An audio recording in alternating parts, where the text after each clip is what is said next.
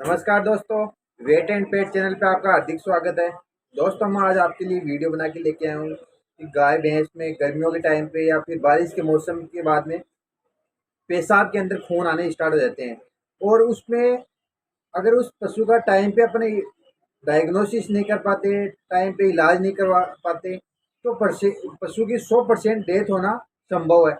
तो दोस्तों, अपने उसका कैसे डायग्नोसिस करें, कैसे अपने को पता चले कि ये वो वाली कौन सी बीमारी है, किस वजह से हो रहा है, तो उस चीज़ के बारे में मैं आपको डिटेल से बताऊंगा। वीडियो लंबा हो तो वीडियो को स्किप करके मत देखना, और वीडियो मेरा अच्छा लगे तो आप वीडियो को लाइक करना। आप मेरे चैनल पे नए हो तो मेरे चैनल को सब्सक्राइब करना और अपने दोस्तों के साथ में शेयर करना। तो चलो दोस्तों, मैं वीडियो स्टार्ट कर रहा हूँ कि मैं आपको आज एक बीमारी गाय भैंस भेड़ बकरियों में होती है, सामान्य रूप से पाई जाती है। ये सामान्य तौर पे गर्मियों के सीजन के अंदर पाई जाती है।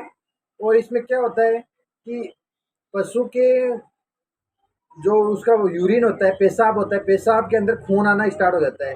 और उस खून का उसमें वो खून भी 2-3 टाइप से आता है कि कौन कौन सी बीमारी में आता है। कि ज़रूरी नहीं है कि जो मैं आपको बीमारी का नाम बताऊंगा कि उस बीमारी में वो पेशाब में खून आ रहा हो। तो वो एक केस होता है प्रोटोजोल डिजीज बोलते हैं, जिसमें ये बबेशियोसिस, जिसका नाम होता है बबेशियोसिस। तो इसका नाम होता है बबेशिया बाइजेमिना, ये सब इसका। तो इसमें क्या होता है पशु के, इसकी अगर अपन आँख देखते हैं, पशु की आँख खोल के देखेंगे तो उसकी आँख की जो आई साइड के अंदर की प्यूपिल है वो पूरी वाइट हो जाती है। उसकी पीछे से वल्वर लिप्स देखेंगे वेजाइना से, तो वो पूरे वाइट हो जाते हैं। क्यों हो जाते हैं वाइट? क्यों? उसके अंदर से उसका पेशाब के अंदर ब्लड लॉस हुआ है, खून निकल गया है, तो उसमें आरबीसी की लाइस हो गई, आरबीसी की कमी हो गई। तो अपन ऐसा उस आरबीसी की कमी हो जाती है।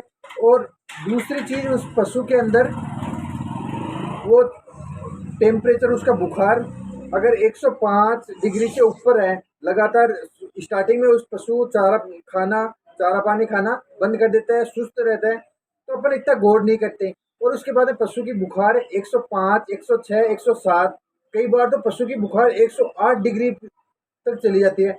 तो 108 डिग्री कंटिन्यू अगर 2 दिन तक पशु की बुखार रह रही है, तो उसमें अपन 100% अपन इसमें दावों के साथ में कह सकते हैं कि इसमें प्रोटोजोल डिजीज है और ये बबेशियोसिस है। क्योंकि उसमें प्रोटोजोल डिजीज में बुखार है, पशु की बुखार है वो कम नहीं होती, टूटती नहीं है, वो हाई रहती है। तो उसके अंदर अपने को क्या करना चाहिए वो भी मैं आपको बताऊंगा। और एक सेम ऐसी बीमारी होती है, ये बबेशियोसिस है, तो इसके अंदर तो पेशाब के अंदर खून आएगा। खून अगर वो उसमें पशु पेशाब कर रहा है, तो उसमें पेशाब जमीन पे अगर पेशाब गिरेगा तो उसमें झाग आएंगे। और अगर पशुपालक भाइयों को अगर समझ में नहीं आ रहा, तो उनको अगर अपन जाए पूछें कि इसमें जैसे वो पेप्सी आती है ना, कोका कोला, तो वैसे कलर का यूरिन कर रही है, पेशाब कर रही है, तो वो डायग्नोसिस करके वो बता देंगे हाँ वैसा कलर का यूरिन आ रहा है। क्यों? और इसको अपन डॉक्टर की लैंग्वेज में बोलते हैं कॉफ़ी कलर यूरिन। मतलब कॉफ़ी के बीज होते हैं ना, कॉफ़ी, वैसा कलर का यूरिन आता है। तो उसके बारे में मैं आपको, पहला कॉफ़ी कलर यूरिन होता है, दूसरी उसकी आँख, वल्वर लिप्स, ये अपन देखेंगे तो उसमें आँख का जो कोया रहता है वो तो पूरा रेड रहता है, और अंदर की जो आई साइड है उसमें प्यूपिल है वो पूरी वाइट रहती है। वल्वर लिप्स देखेंगे खोल के तो पूरे वाइट रहते हैं। क्यों रहते हैं? उसमें हीमोग्लोबिन आरबीसी की कमी हो गई। और दोस्तों, इसमें पशु बीमार, वो बुखार रहती है। और सेम ऐसी ऐसी दूसरी बीमारी है, वो होती है पोस्ट पार्चुरेशन हीमोग्लोबिन यूरिया, मतलब पीपीएच। ये कब होती है? पशु ब्याया है, ब्याने के बाद में उसके पेशाब में खून आना स्टार्ट है। ब्याने के 2-3 दिन बाद में पशु के उसमें यूरिन के अंदर खून आना स्टार्ट होता है। क्यों होता है यूरिन में? कई बार उसकी कमी हो जाती है, फोर्स होता है, उसकी कमी हो जाती है, जिसमें देखो इसमें लिखा हुआ भी है PPH, post parturition haemoglobin urea, मतलब ब्याने के बाद में उसमें पशु में फोर्स की कमी होती है, उसकी वजह से उसमें यूरिन के अंदर ब्लड आने लगे। और उसका अगर पशु का अपन टेम्परेचर लेंगे तो वो उसका टेम्परेचर 104.5 या 105 के लमसम उसका टेम्परेचर रहता है। ऐसी बीमारी होती है जिसमें पशु में लंबे टाइम तक दस्त रह रहे हो, पेचिश, डायरिया हो रहा हो, तो वो होता है बेसिलरी हीमोग्लोबिन यूरिया, ये तीसरी नंबर की जो बीमारी है ये होता है। इसमें टेम्परेचर नहीं होता, इसमें पेशाब में वो खून ब्लीडिंग स्टार्ट हो जाती है।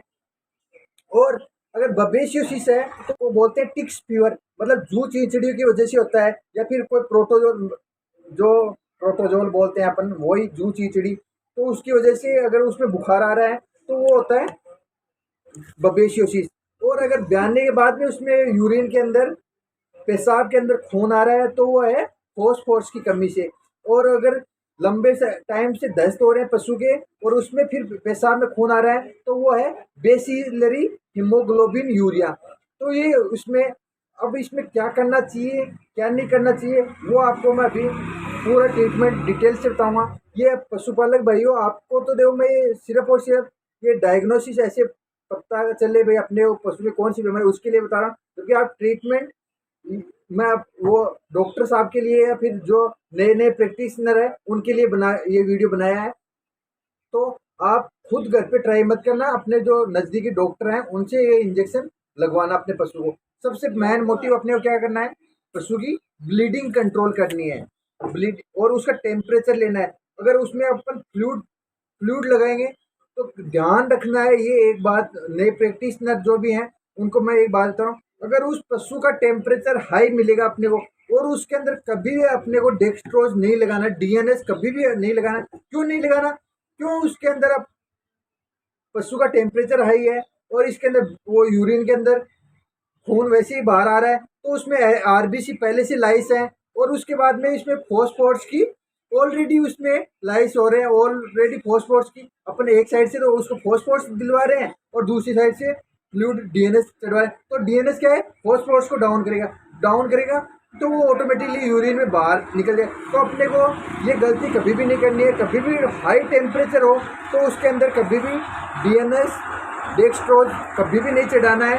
और उसमें कौन सा फ्लूइड चढ़ाना है, हो सके तो नॉर्मल सेलाइन जिसको एनएस बोलते हैं वो आप उसमें लगा सकते हो, उससे कोई वो दिक्कत वाली बात नहीं है। और उसके अंदर कुछ इंजेक्शन है, जैसे अपने वो आईवी लगाने होते हैं, मतलब नस के अंदर लगाते हैं ब्लड, खून के अंदर, और उसके अगर अपन आईवी लगाएंगे ना खून के अंदर तो उसको खून को अपना ऐसे हाथ पे लेंगे तो उसमें पूरा खून है वो पतला पतला दिखेगा।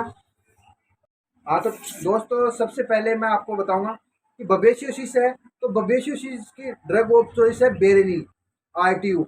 तो अपने को उस पशु में, बड़ा पशु है सॉरी दोस्तों, तो बड़ा पशु है तो उसके अंदर 20 ml एक साथ में इंट्रामस्कुलर, गर्दन के मिड नेक में इंट्रामस्कुलर डीप, ये 20 ml एक बार लगाना है। और इस इंजेक्शन को अगर आज अपन ने लगा दिया है, कल बुखार फिर से कम नहीं हो रही तो 72 घंटे तक उस पशु को ये रिपीट नहीं करवाना है, सिर्फ और सिर्फ एक बार ही लगाना है। उसके बाद में दूसरा इंजेक्शन है सोडियम एसिड फॉस्फेट, जो कोई भी आप अच्छी कंपनी का ले सकते हो, जिसके अंदर टोल्फेनमिन टोल्फेनमिक एसिड, सोडियम एसिड, ये साल्ट होना चाहिए। और इस साल्ट का सोडा फोर्स या कोई सा भी इंजेक्शन उसको अपने को यूज में लेना है। और ये इंजेक्शन 15 ml इंट्रावेनस भी यूज में ले सकते हो और इंट्रा मस्कुलर भी आप उस पशु में यूज में ले सकते हो।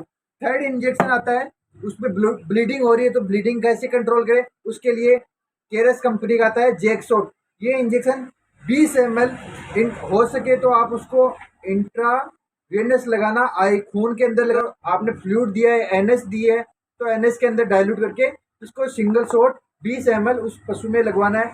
और साथ में उसको बी कॉम्प्लेक्स, जो भूख वापस उसकी भूख बंद हो चुकी है तो भूख वापस कैसे लगे, अपने इंजेक्शन अपने एंटीबायोटिक देंगे तो उसका लीवर पे असर नहीं हो, तो उसके लिए कोई भी बी कॉम्प्लेक्स इंजेक्शन, जैसे बेलामाइल इंजेक्शन आता है, ये हर कहीं आपको मिल जाएगा।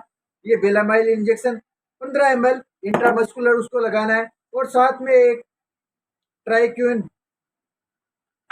जो वेटाक्यूनोल कंपनी की आती है, ये आपको 2.5 ग्राम उस पशु के अंदर एक बार लगानी है। इसके अंदर ये देखो, आपको दिखाता हूँ अभी, एक सेकेंड। हाँ, ये ऐसा आता है, ये पाउडर आता है और साथ में एक पवास आता है। इसको, ये पानी इसके अंदर मिला के और इसको हिला के और उसके पशु के चमड़ी में लगाना है। कहाँ पे लगाना है? चमड़ी में। ना तो इंट्रावेनस लगाना है, खून में लगाना है, ना मसल्स में लगाना है, ना आईएम लगाना है। इसको सिर्फ और सिर्फ सबकट लगाना है। ये तो हो गई इंजेक्शन की बात। और उस पशु को साथ में अपने को उसकी आंख देखेंगे, आरबीसी डाउन हो चुकी है, तो कैसे करके उसकी वापिस से उस पशु की आरबीसी बढ़ाई जाए। तो उसको अपन वेटा क्यूनोल कंपनी की आती है आरबीसी रक्त, वो उस पशु को ओरली अपन पिलवाएंगे 500 ml की। 250 ml सुबह शाम उसको कंटिन्यू 2 दिन पिलाएंगे। या फिर मेन काइंड की आती है सॉरी फेरी काइंड, वो मेन काइंड कंपनी की वो ले सकते हो। या फिर फॉर्म में सोडा फोस का पाउडर आता है जो आधी किलो का डिब्बा आता है। ये डिब्बा 50-50 ग्राम उसको कंटिन्यू 10 दिन ये पाउडर का डिब्बा दिलाना है। और साथ में सार का फिरोल आती है जिसमें एनिमल फीड सप्लीमेंट आता है।